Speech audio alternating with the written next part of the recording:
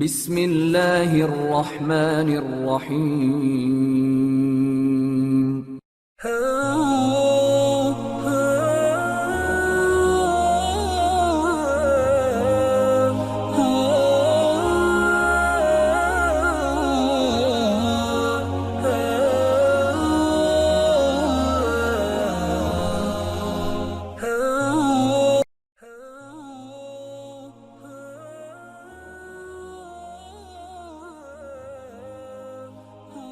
نبی کریم علیہ الصلوۃ والسلام کی ذات اقدس کے حوالے سے سلسلہ پنجتنی نے نوجوان نسل کی بہتر رہنمائی اور آگاہی کے لیے ایک سلسلہ وار پروگرام فوق البشر کی عنوان سے ترتیب دیا ہے۔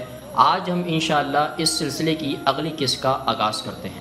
یہ قرآنی آیات وہ تھیں جو احد کی لڑائی کے بعد اس وقت نازل ہوئی تھیں جب آپ علیہ السلام کے پیروکار ان کی موت کی افواہ سن کر افراتفری کے میدان چھوڑ کر بھاگ نکلے تھے۔ اللہ کے نبی علیہ السلام اس کے سوا کچھ نہیں، بس ایک رسول ہیں جو ابو بکر صدیق رضی اللہ تعالیٰ نے زور دے کر مگر ٹھہرے ہوئے لہجے میں دہرایا، پھر کیا اگر وہ مر جائیں یا قتل کر دی جائیں تو تم لوگ الٹے پاؤں پھر جاؤ گے۔ اور پھر اس کے بعد ابو بکر صدیق رضی اللہ تعالیٰ نے وہ بات صاف صاف کہی جو لوگ اپنی زبان پر لانے سے قاصر تھے، اور اس وقت ہر شخص کے اس بات کو بلند بانگ آواز میں سننے کی سب سے زیادہ ضرورت تھی۔ وہ جو اللہ کے نبی علیہ السلام کی عبادت کرتے ہیں انہوں نے اعلان کیا نبی کریم علیہ السلام انتقال کر گئے ہیں، مگر وہ جو اللہ کی عبادت کرتے ہیں جان لیں کہ اللہ زندہ ہے، اللہ ہمیشہ باقی رہنے والا ہے۔ مجمع پر پہلے تو ایک دم خاموشی چھا گئی، پھر دبی دبی سسکیاں سنائی دینے لگیں۔ حضرت عمر کو بھی فوراً ہی ہوش آ گیا۔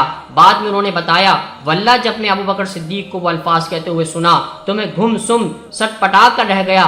جب سمجھ میں آ گئی کہ نبی کریم علیہ السلام اب ہمارے بیچ نہیں رہے تو مجھ پر غشی طاری ہو گئی، میری ٹانگیں جواب دے گئیں اور میں دھرام سے زمین پر گر پڑا۔ وہ پھوٹ پھوٹ کر رونے لگے، اور ایک بوڑھے شخص کے تحمل اور حقیقت پسندی نے حضرت عمر کی ہیبت کو دھیما کر دیا۔ ایک سخت جان گھسیلا شخص روتے ہوئے معصوم بچے میں بدل گیا۔ بشیرت کی کمزوری یعنی فنا پذیری کا یقین ہو گیا تو اب واقعی ماتم کا آغاز ہوا۔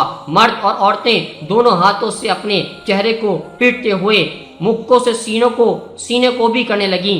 لوگوں کے جسم پھٹنے سے گویا کھوکھلے درختوں کی طرح اتنے زور سے بجنے لگے کہ مسجد میں دھمک سنائی دینے لگی۔ کچھ ایسے تھے جو ناخنوں سے اپنی پیشانیاں نوچ رہے تھے، خون نکل کر آنکھوں میں بہنے لگا اور آنسو سرخ ہو گئے۔ عورتیں اور مرد ایک جیسے زمین سے مٹی دھول اٹھا کر اپنے سروں پر ڈالنے لگے۔